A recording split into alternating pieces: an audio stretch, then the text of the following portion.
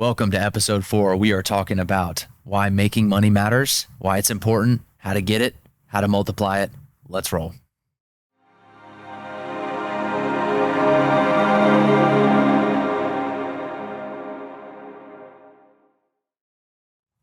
Welcome. This episode, we are talking about money. Probably one of the most important episodes that we're going to have is Absolutely. This concept of, first of all, how do you make it? How do you keep it? And then how do you keep enough to then multiply it? And then how does the money work? Right? How is the game played? And then what scoreboards are you trying to play? And how are you going to use leverage in order to accelerate your growth with money? And how do you make money work for you? Because money is the greatest thing in the world. It works 24 hours a day, 7 days a week, 365 days a year. Does not take vacations, days off, sick days, or anything like that, if you can get it to work for you. And how do you find the right vehicles to make it work for you? How do you find the right vehicles? Great question. So in terms of like money mattering, and it's one of these topics that, again, no one likes to talk about. Okay. We've covered this on previous episodes and sitting together and jamming with you, which is awesome, by the way. Just want to say that. Yeah. Long time coming. Yeah, it matters, but we're kind of programmed to think that it doesn't, or we're programmed to think that money is bad. Money is evil. The pursuit of money is bad. Chad, that makes you a bad person because that is more important to you than your family, fill in the blank, etc. Now, I know that not to be true. You know that not to be true, but it matters. And it kind of goes into that whole idea that we've talked about, the concept that like we're taught these imperfect lessons from imperfect teachers, lovingly, but incorrectly. Right. So like, I want to help debunk that. And I will say, I'm going to pat you on the back. I believe you're one of the best that I know personally in terms of like, not just making the money, but then more importantly, what do you do after you're making the money? All right. You start to stack cash, right? So like, again, we talk about being very open and transparent in this podcast. Yeah. I'm great at making money. Yeah. I am not that well versed in making the right investments to make your money work for you. Right. And so, but I'm sitting across the table from someone who is. So I want to go into that. And I want to also say there's two kinds of leverage, right? When we talk about money, how do you generate the right money?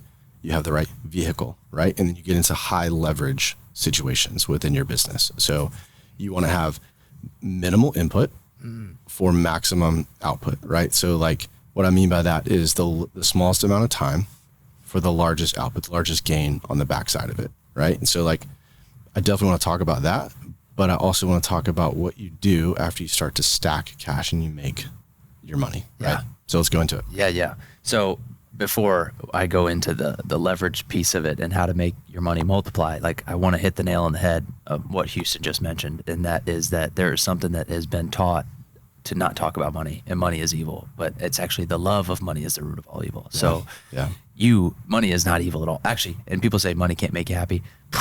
Get a ton of money and go give it away. Or, money can allow you to do the things that can make you really happy. Right. Yeah. I would say if you agree with that concept of money can't make you happy, I would question what you're doing with it. Yeah. Right. Because money can allow you to do things to make you happy, and it's important. Yeah. So, and it's so important that you guys master this game of money because it's going to allow you to do whatever you want with your life. But for me, real estate has been the vehicle in which I've been able to leverage myself in order to, become a multimillionaire. I became a multimillionaire before I turned 30. Yeah. Right. And awesome. I was only able to do that. And first of all, it was my wife is the only reason I was able to do that. It's because I got serious early on in my early 20s when I was selling copiers at Xerox. Like I committed to one woman and just cut out all the noise, lost a lot of friends. I dealt with that whole, hey, you're only interested in success or money. Like you're not going out with us on the weekends. Like I don't really talk to anybody that, I knew in college or before then. It was all geared towards like, you really can't be the same person you were if you're trying to become a new person entirely. Yeah. And you have to realize that, you got to shed that shell and shed that skin in order to become someone new.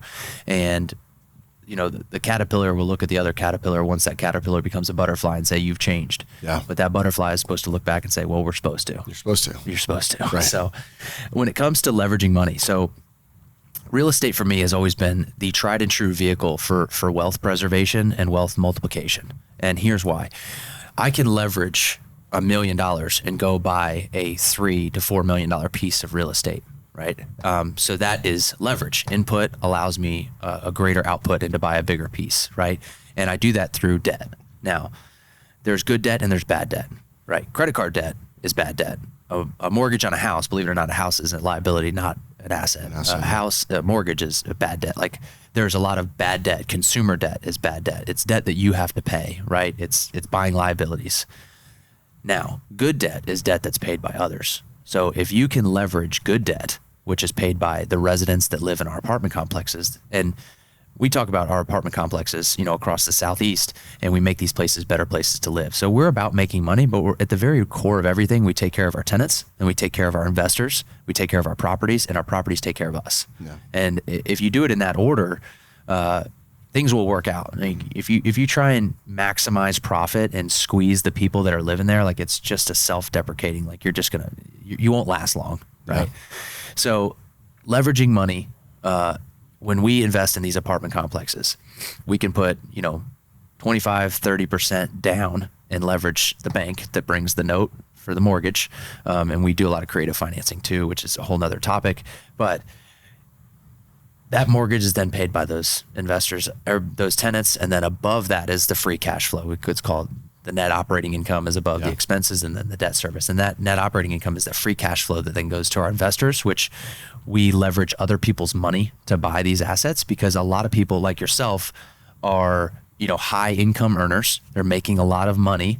And frankly, they don't really have time to explore and go find these investments. So a guy like me who's, full active in the commercial real estate space and I have opportunities and deals coming across my desk every day, I say no to 95, 99% of deals, there's for every 99 deals, I say no.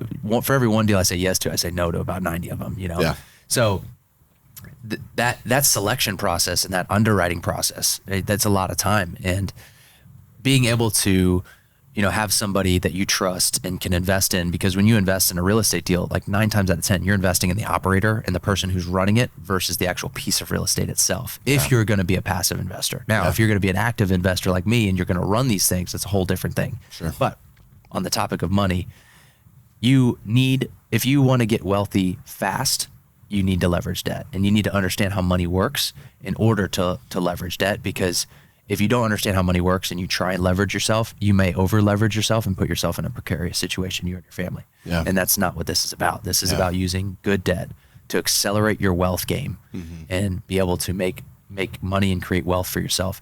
And, wealth is not $1 million sitting in the bank. Like wealth is assets that are producing income while you're sleeping. Yep. That is wealth. Yeah. Businesses that are running while you are not sitting at the helm of them, having to run them.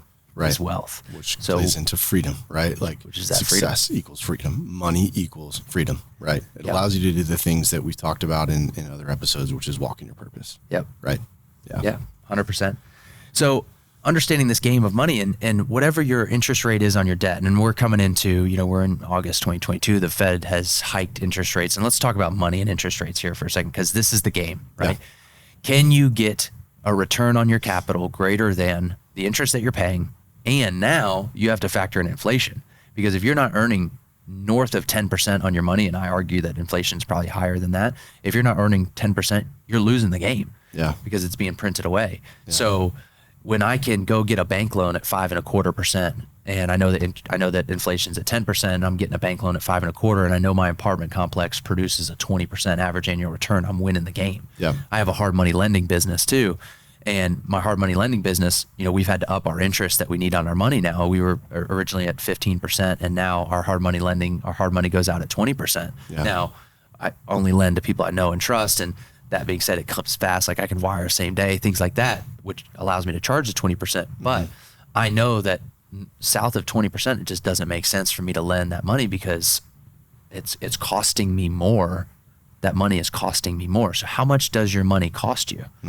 How much is that money costing you? Yeah. And, when I got started, I leveraged a first position home equity line of credit to get started in real estate. And when I first got started, I leveraged credit card debt and I was in bad debt and I was underwater. I was the guy who was checking the change drawer in the center console to get my next meal. Yeah. I was broke. How long ago was that?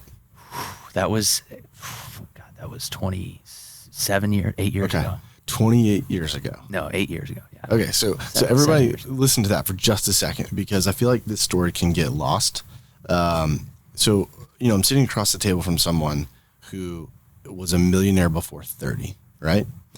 Okay. But there was a point, there was a time when you're like, oh shit, this credit card payment's due, bad debt, right? Example A. And I'm scrounging. Like I'm literally that person, like looking in the console for how I'm going to pay for my next meal. Yep.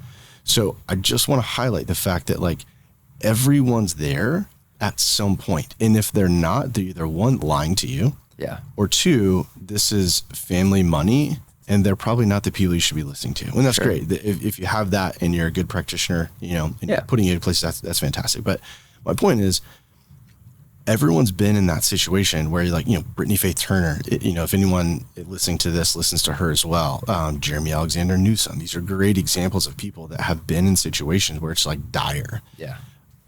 But they now own islands, right? So like there is a way to change the circumstances, but you have to be able to and be hungry enough to get the knowledge to get yourself out, which you obviously did. Yep. I've done the same, by the way. Like I've been in that kind of bad debt. Like I got in tax debt when I was married because I was making a lot of money, but I didn't know how to leverage any of it. And I didn't know like what those tax bills were going to look like. So going back in time, if I had a coach to show me, to teach me, be in a different situation. But my point is like, you went from that to multimillionaire in assets before 30, right?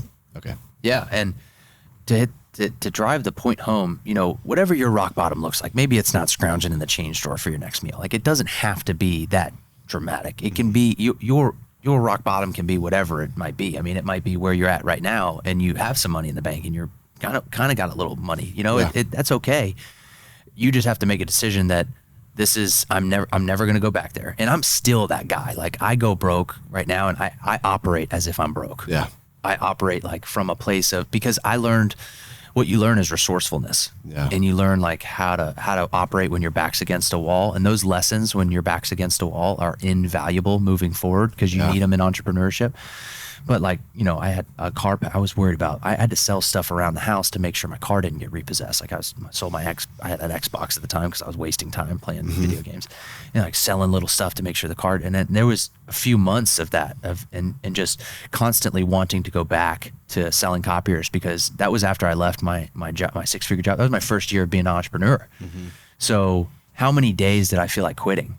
Every single one. That's normal. If you're feeling like this journey is tough, that's normal.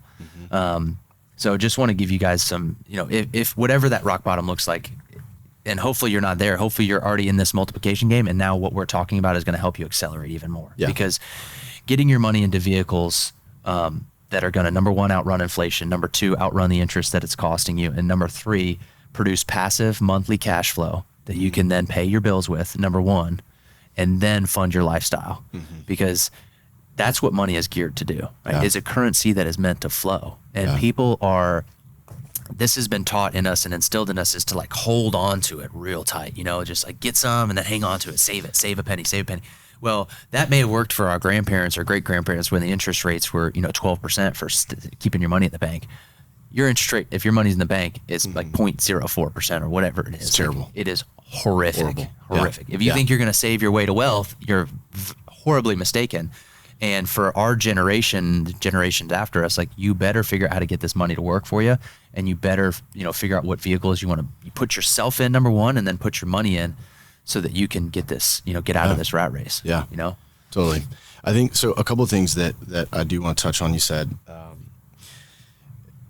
you mentioned that you, in that time when your back was against the wall, you thought, you know what, I'm just going to go back to selling copiers. Right. And so I have an idea as to why that was, right? So people in that situation, you at that time, previous version of Chad was like, oh, this isn't working. I took a bit of a leap. I'm in debt. This is not going well, right? Like walls are starting to close in around me. I'm feeling emotional baggage and all this stuff. And so in that moment, we typically want to go back to what's comfortable, right? So like you had that thought, well, you know what? I know I can make this happen, at least selling copiers. So let me do that. You didn't. right? But I think it's important for the listeners to know that thought's normal. Yeah. Right? Like everyone's going to go through that Self-doubt phase. is part of it. Yeah, same. Like I'll share this. I had a lot of success in medical device sales, but I was a salesperson in the operating room with MDs, with orthopedic surgeons, right? And like I was a consultant for what they were doing in that space. And it was great. I was making six figures and all of the things. Well, I left that, right, to start on my own entrepreneurial journey. And same. I mean, I had months where I was like, holy shit, this isn't going to work. Or like, what if this deal doesn't pan out? And some of them didn't, by the way, right? Like partnerships are tough. Things don't work sometimes. But if you have the mental toughness, you have the capacity and like you mentioned, resourcefulness, then you can always find a way out. And I would just encourage people to do just that, because if you don't, then we're going back to what? We're going back to that mediocrity, which is like literally the reason for this podcast, is to help keep people out of that and get out of that thought pattern, because you can do it, but just know and recognize and understand like those moments are going to come up. Yeah. Right. And, I think one thing to help people master this game of money is the first thing you need to wrap your head around is that money is fake. That's the first thing, because once you wrap your head around that and you take that pill that money is not real, right? And it is as fake or as worthless as the paper that it's printed on, and it is becoming worth less and less. Once you wrap your head around that, and you sort of debunk and demystify this whole concept of, even needing to save it or whatever it is, or it's the security of it. Like there is no security in have a bunch of fake paper sitting around or a bunch of fake digits in your account that they're lending out 9 times and just, perpetuating this crazy circus of printing and all this stuff. I mean, a whole nother story, but 40% of the currency that's in circulation has been printed in the last 2 years. Right? Don't worry about that though, everybody. Right? Look at this dangly object over here. So watch this Johnny Depp trial. This is fun. You guys should all look at this. That's right. Will Smith slapped somebody. Let's all pay attention. Everybody talk about abortion for a while. Right. And just forget that we're just doing all this fucking pedophilia and shit like that. Oh goodness. It's another episode. So the money is fake, right? And it needs to be used. Right. We talked about that. Now, real estate is not the only vehicle. There are a lot of vehicles to get into, right? First, to put your energy into, to then make money, and then to put your money into, to then perpetuate that money. We were just talking before we put on the mics. Yeah. We were just talking about trading, stock trading. Yeah. One of our good buddies, Jeremy Newsom, is one of the greatest traders in the world. We were talking about him and his partner, Matt DeLong, and these guys, like, he created this trading bot, and I put this money into this account and I linked up the trading bot to it, and it's completely passive. And it just, it takes all these trades based on this momentum strategy that a guy way smarter than me, created this strategy. Yeah. And all I do is I can just look at it and see, all right, it made these trades today and I'm up, and it's completely passive, and it loses a couple days, but it wins overall. And, whatever vehicle it is, I have other cash flowing businesses in my portfolio other than real estate. So now that I've kind of made, like I always say, focus on one lane, because far too many people are trying to get all their eggs in different baskets when it comes to money. They're gonna dabble in this. Like they get the dabble syndrome. We talked about some seminar junkies, but they get that dabble syndrome, or they're not putting enough energy or effort or capital into one bucket to then see it come back. Yeah. So I always double down on one lane, put your head down, give it 6 months, like try vigorously in that one before you end up calling an audible or shifting lanes. And then understand that, different cash flow in businesses. Now once you get a couple vehicles that are going fast and spitting off some income, now you can start to diversify. And now you can start to put your money in different buckets. Like, I'm still a big crypto guy. Like I think crypto is got, the blockchain technology, there's a place in it. It's still very, very new. I think there was kind of a hot time right there, maybe that last year sometime there was a real hot time. People thought it was going to take over and these NFTs got big, and most of them kind of crashed. Yeah. And I watched a multiple 6-figure account drop, 60% overnight. And I looked at my wife and I was like, not overnight, but it was a course of like a week. And I looked at my wife and I was like, well, back to work, it doesn't matter to me. Like it's all fake. But that being said, whatever it may be, back to work. Like it's back to what? Back to the real vehicle. Estate, back to the vehicle that I know is tried and true. Exactly. Like it was the whole diversification of money. Like it was fun money that I was not fun money, but money that I was willing to lose when you start to make these investments, because you have to detach. Because if had I been attached to that money, right, I would have been losing sleep, gray hairs. Yeah. So you have to detach from that money and just understand that you will make some bets that won't pay off. Yeah. Like you're not going to win every bet you make. Yeah. You know?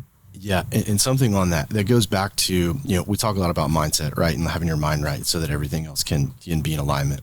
So if you've been in that position before and you got into a crypto investment and, it's multiple six figures. And then next thing you know, a couple of days later, because that's the crypto market, it's as volatile as it gets, right? Yeah. It's now 5 figures. Yeah. But here's the lesson. Here's the takeaway to me. You said money's not real, right? That's a hard concept for people to get, but it's like the Matrix. Like you either take you take the pill and you get it or you don't, right? Yeah. So for those that get it, there's a reason why behind it. You know that you've already earned the money that you invested into that crypto pocket, right? Like you put it into this bucket and it went up, whatever you invested. I don't know. Yeah. I'm not asking either, but it goes up multiple six figures. Yeah. But Chad knows, hey, you said it jokingly, but not really. You're like, oh, well, back to work. But the point is that you know how to make it. Yeah. You know how to earn it. You know the vehicle, which for you provides multiple six figures often. Yeah. Right? Well, that's different than the person that you described earlier, which is that, and again, no faults of their own, but previous generations where you're like, well, I got to hold this. I've got to keep this. Yeah. It's operating out of scarcity rather than operating out of abundance. That's it. Right? It's a really tough thing to transition into with your mindset. Yep. But I'm telling you, once you do it, you literally will never look back. Like things are still going to come up and where you're like, oh shit, that didn't work. Or this partnership failed, or this venture didn't pan out. Like, and what I do in the medical space, we're finding different vehicles all the time. We've gotten a lot better at going, okay, this is one that's worth our time and our efforts and investing into. And this one's not. Right. But what I tell my one-on-one clients is you can make it again. Right. Yep. If you're a practitioner at what you do and you know your vehicle well, you can make it again. Yeah. Right. And something else that you talked about is you were talking about it in different ways, but what you're really saying is focus. Like people get caught up in like, there's 20 different things I could be doing and I can make this here and I can make that there. But what I always tell my one-on-one clients is diluted efforts will result in diluted results. Right. So like you've got to narrow that focus on the vehicle that works for you and then multiply it. Yeah. Right. Yeah. 100%. And have that abundance. I got to drive home the abundance mentality because having the abundance mentality is at the core. We talk about that kind of money is fake thing is one, but having the abundance mentality and knowing there is an unlimited amount of money on this planet and all it's looking for is value, a value exchange. So, coming into, we're next episode, we're going to talk a lot about sales and how to deliver value and how to sell because your ability to generate income is directly proportional in your ability to deliver value to others. Amen. 100%. Yeah. And there is an unlimited amount of money if you can figure out how to solve somebody's problem at scale and then solve a lot of people's problem, implement systems and processes and build businesses around solving people's problems. There's an unlimited amount of money in that for you. You can control your own checks, but you got to learn how to sell. So to wrap up, I mean, money, it exists everywhere. It's fake. There are so many opportunities. And when you open your eyes to all the opportunities around them, you start to see, and just be prepared. Double down on a vehicle because you need to figure out how to make it in at least one or two vehicles before you can start to diversify and put it into others and make bets like that. And stay focused, stay laser focused on it and then learn how to sell. Yeah. So let's talk about the learning how to sell in the next episode. Yeah, let's do it. All right, let's jam.